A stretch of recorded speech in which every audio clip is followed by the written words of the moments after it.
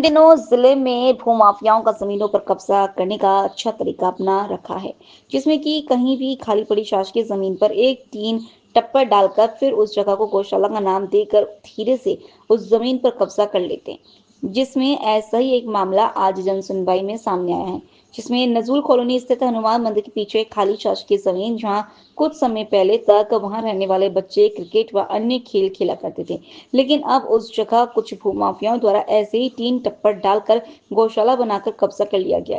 पहले तो उक्त जमीन एक छोटे से हिस्से में टप्पर डाला, उसके बाद उस जमीन के एक बड़े हिस्से में तार फेंसिंग माफियाओं द्वारा करा दी गई।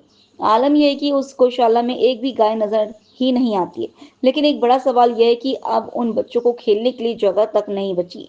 वहां के रहवासियों द्वारा शासन व प्रशासन को इस बात की शिकायत भी की गई है, लेकिन अभी तक किसी भी तरह की कोई कार्रवाई उस भू माफिया के ऊपर नहीं की गई है।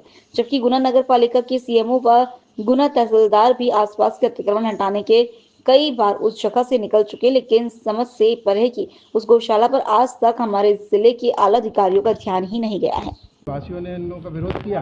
ये कहने लगे कि सरकारी ज़मीन है, शासन हटाएगा तो हम हट जाएंगे, कोई दिक्कत नहीं है हम लोगों को, शासन अगर हटाता है तो। हमने चूँकि शासन से दरखास्त करी है कि इसको हटाया जाए, क्योंकि बच्चों के खेलने के लिए एकमात्र ग्राउंड बचा था हमारी कॉलोनी में, इसके अलावा कोई ग्राउंड भी नहीं बचा है। कितने समय पूर्व कब्जा किया गया? ये 4 दिन पहले इन लोगों ने रातों रात पूरा कब्जा कर लिया है, पूरे पे तार फेंसिंग कर दी है, और जो सामग्री भी यूज़ की गई है, जो वहाँ पर जो उपयोग की गई है, वो भी यहाँ तक मेरा मानना है कि वो सरकारी सामग्री का। कब्जा करने वालों मुख्य रूप से कौन कौन है?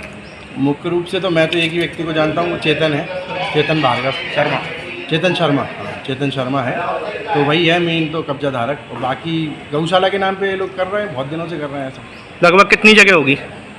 1 बीघा तो होगी समथिंग। जो आर्य समाज से जस्ट लगा हुआ ग्राउंड था, वो पूरा इन लोगों ने कब्जा कर लिया है, सिर्फ रास्ता रह गया निकलने के लिए। तो अभी आप जनसुनवाई में आए थे, तो क्या निराकरण देखने को मिला आपको? निराकरण ये कलेक्टर साहब ने हम लोगों को आश्वासन दिया है, उन्होंने सीएमओ मैडम को बोला है कि आप इस पर देखिए, और हमने तहसीलदार साहब से भी निवेदन किया है, और मैंने पर्सनली भी सब लोगों को व्हाट्सअप डाल दिया था, एसडीएम मैडम को भी डाला था, कलेक्टर साहब को भी डाला है, और अब नहीं तो फिर सीएम हेल्पलाइन की ओर बढ़ेंगे हम। क्या नाम है आपका? मेरा नाम प्रबल सिंह चौहान। यदि कोई कार्रवाई नहीं होती है तो?